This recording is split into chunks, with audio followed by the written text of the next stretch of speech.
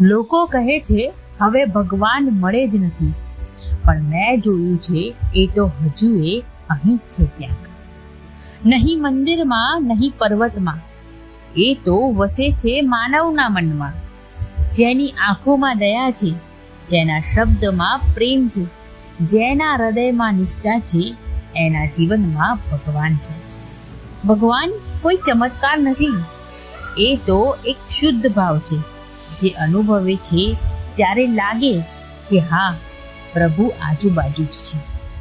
આ કળિયુગ ખરાબ નથી, ખરાબ તો એ મન છે જે સ્વાર્થથી ભરાઈ ગયું છે. થોડું શાંત બેસી જો, એ શાંતિમાં જ ભગવાન તને દેખાઈ જશે.